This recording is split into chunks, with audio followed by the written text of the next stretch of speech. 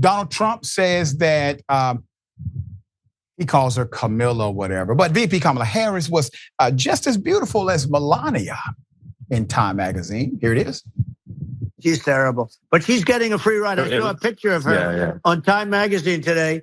She looks like the most beautiful actress ever to live. It was a drawing, and actually, she looked very much like our great first lady, Melania.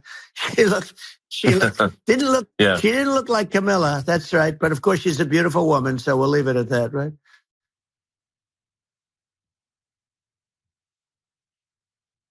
Put it up full mass.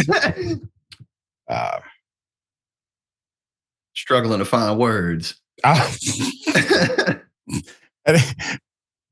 was awkward. All right, so as the Daily Beast puts it, flattery was not a strategy the Harris team might have expected from Donald Trump when the vice president took over the Democratic campaign for Joe Biden. Trump has never shied away from getting personal in his attacks on political opponents, having called Hillary Clinton, quote, the devil, Joe Biden, quote, low IQ individual, and even comparing Nancy Pelosi to, quote, a bed bug.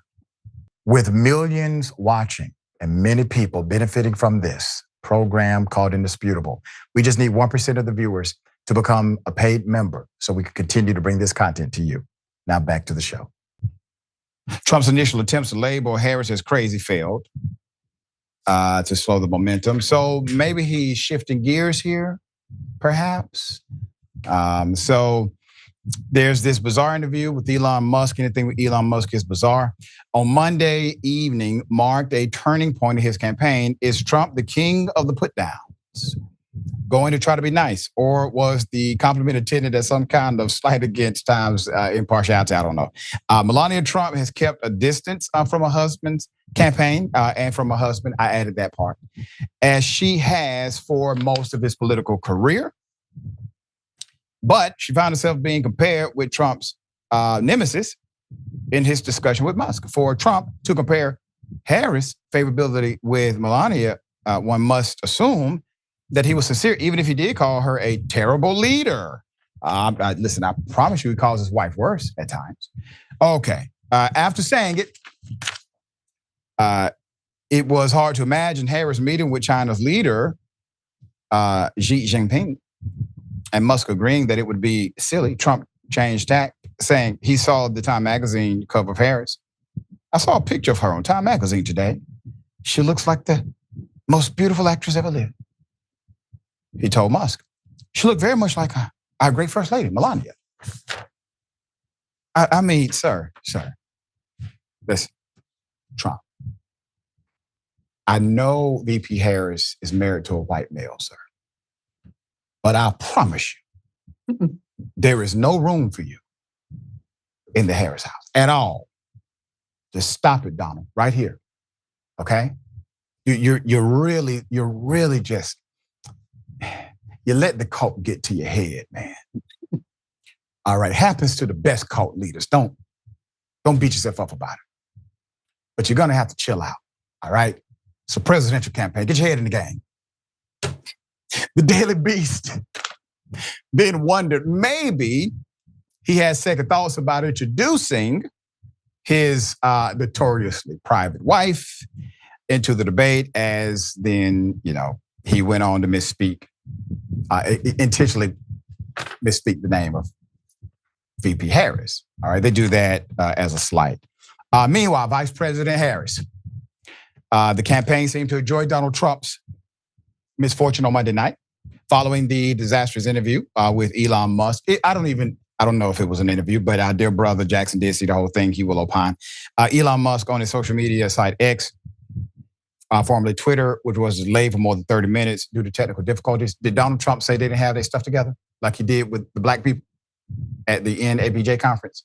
Did he criticize the people who work for Elon Musk or Elon Musk himself for being late and having technical issues? No, of course not. Those are good white people with money. All right? An honest mistake. Yeah, honest mistake here. They're very good people. Yeah. All right. Kamala HQ, her campaign's headquarters on True Social, reposted a comment of Trump's in which he savaged his one-time Republican primary rival, Ron DeSantis, for a very similar situation. The Florida governor opted to launch his presidential bid last year on X Spaces, the live audio platform offered on Musk's website, only to be met with the same technical glitches that quickly overshadowed the campaign's message. Wow. The DeSantis Twitter launch is a disaster, Trump wrote on Truth Social following the debacle. A message Kamala reposted to her own followers Monday. His whole campaign will be a disaster watch. Got him. That was well done. Musk blamed a distributed denial of service attack for the original delay, even going so far to seemingly agree with another user who blamed Democrats for the situation. Okay.